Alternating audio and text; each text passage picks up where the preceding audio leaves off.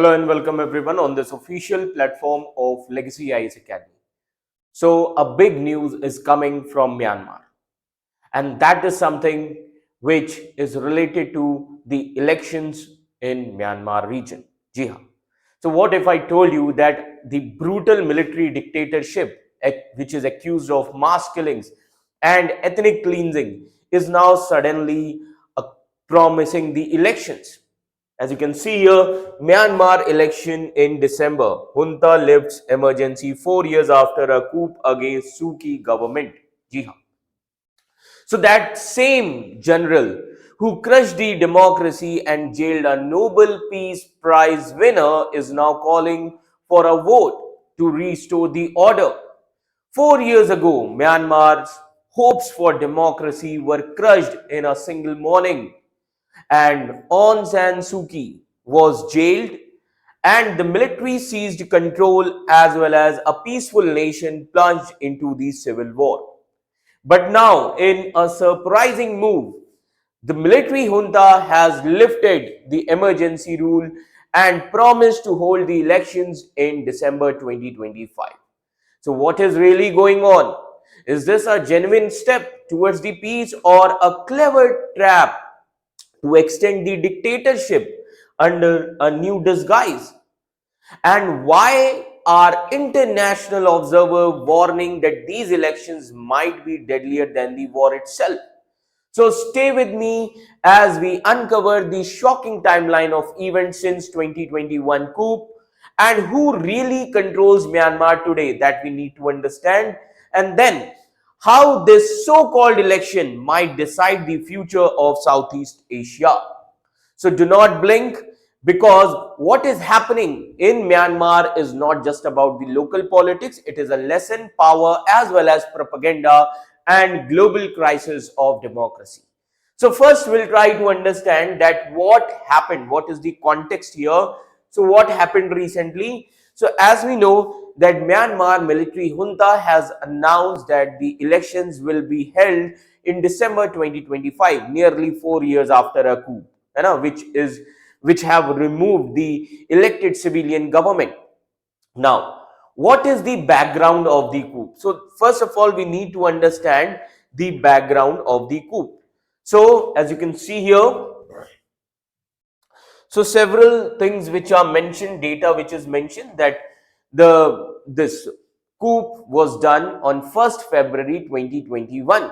That means on 1st February 2021, the Myanmar military, that is Tatmadaw, carried out a coup and they removed Aung San Suu Kyi. As you can see here, this leader, they have removed Aung San Suu Kyi, the country's civilian leader and also a Nobel Prize winner. Now, Senior General Min Aung Hlaing. So Senior General Min Aung Hlaing, he took the power and he declared the state of emergency. Many civilian leaders were detained, and this actually triggered the widespread protest, as well as eventually it leads into a civil war which is still ongoing in Myanmar region. Okay. Now, what has the military junta done now? तो अभी तक इन्होंने क्या किया है, that we need to understand. The military has ended the emergency rule after 4 years, and it has set up an 11-member commission which is led by General Hlaing to hold the elections in December 2025. And military junta claims that this is a step towards the resolving the civil war. Now, when he says that resolving the civil war, first we need to know that what is the current situation in Myanmar. So first we need to understand what is the current situation. Now let me tell you that the civil war is not going in the junta's favor. Civil war is against military junta rule. And various estimates says that junta controls only 20%, that is 1/5 of the Myanmar country. Military junta, they control only 20%, that is 1/5 of the country. This is the situation of military junta. Now, what about rest? The rest is controlled by, for example, NUG, National Unity Government. So the rest is controlled by NUG, that is National Unity Government. As you can see the leaders. Now National Unity Government, most of the opposition leaders are in exile, as well as there are other ethnic groups also. So various ethnic armed groups who are fighting against the military junta, they are also controlling the Myanmar. Okay. Now the question here is, why are elections then controversial? Why these elections are controversial? So critics and opposition groups, they have called the elections a sham. Ji haan. Critics and various other groups, they have called elections a sham. That means many have announced a boycott against these elections. That is why analysts, they believe that Min Aung Hlaing, who is the military leader in Myanmar, he will remain in power even after the elections, either as a head of state or either as a head of military.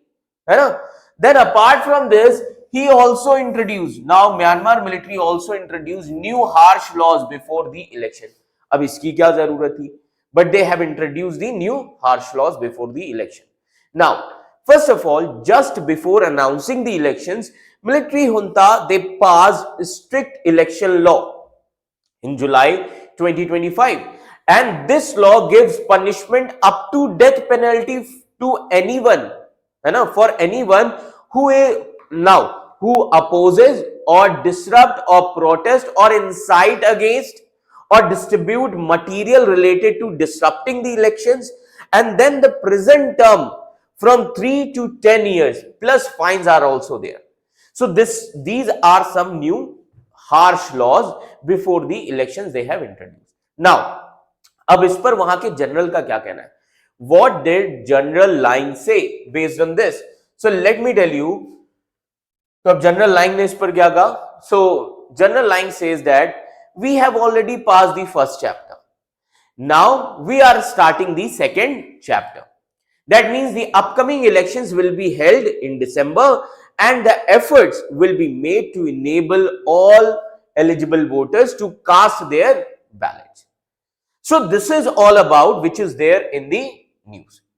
Now, overall, when we see these facts and these situation, one thing is clear, what can be its impact? है ना?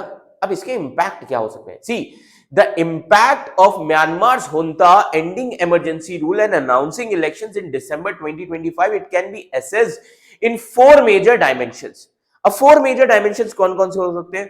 Political, military, domestic and international. Now, there can be 4 major impact: political, military, domestic and international. ठीक है, चलो. So first we are going to discuss about political impact. What can be the political impact? Now, first thing can be here is superficial democracy. Superficial democracy. Now, how? Superficial return to democracy. Now, junta wants to show that it is transitioning to democracy, but most of the groups, they see this as a fake or controlled elections. And Min Aung Hlaing is likely to remain in power even after the elections, just in a different title, possibly president or supreme commander. Then another impact and a political thing is legitimacy crisis. Now, national unity government and ethnic groups will not accept the results, and a boycott of the election by the opposition will weaken its legitimacy. So domestic and international observers will likely view it as a sham election, which is worsening the regime's credibility. Now, what can be the military impact, military and security impact? Now try to understand military and security impact. Now, what can be these impact? So let me tell you that civil war may intensify in Myanmar. Ji haan. The opposition will see elections as a tool to prolong dictatorship, not end it. And ethnic armed groups as well as national unity government forces, they escalate the attacks on the military targets during the election process. And more crackdowns, arrests and violence can be expected, especially under the new harsh election law. And elections will not restore the control according to many experts, since military junta controls only 20% of the country, and elections may not even take place in large parts of Myanmar. So security challenges will make or you can say will make real nationwide voting difficult. Okay, so these will be the military impact. Now the third form of impact will be domestic impact on people. Now what will be the domestic impact on people? So let's try to understand. Fear and suppression. Now, new laws allow death penalty also and long-term jails for anyone who are seen as disrupting the election, and this will create fear among directly ordinary people. Then political discussions, protests and even online dissent may be severely punished. So voter turnout may be very low or forced. So many people will boycott elections, but some might be pressured to vote in junta controlled areas. But with this, there will be no change in the daily life. Like for citizens, especially in war-torn rural areas, if we see, the elections are unlikely to bring peace, or you can say relief from poverty and instability. You know? And the last impact, that can be international. Now, what can be the international impact? Now, how this international? So, condemnation and isolation. Condemnation and isolation. Now, how condemnation and isolation? Western countries like US, UK, European Union, they are likely to reject the elections and they continue the sanctions on Myanmar. Now, apart from this, United Nations and international human rights groups, they may actually criticize the election law and human rights abuses also in Myanmar. Now, regional reaction may be muted. Regional reaction like China, Russia, ASEAN countries, they may stay silent or they may issue mild statements. That's it. Some ASEAN nations like Thailand or Laos, they may engage with Myanmar regardless of elections credibility. So, with this we can see that diplomatic balancing act will be there. Now how? Junta may try to use the elections to re-enter into the diplomatic forums and they can get relief from the sanction, but that depends on how the international community responds. Okay, so these can be the possible impacts. So in Myanmar, actually the ballot has become the battleground, and the promises of elections is not always a promise of democracy. Okay, sometimes it is a mask also. So the military may be holding a vote, but the people still live in fear in Myanmar.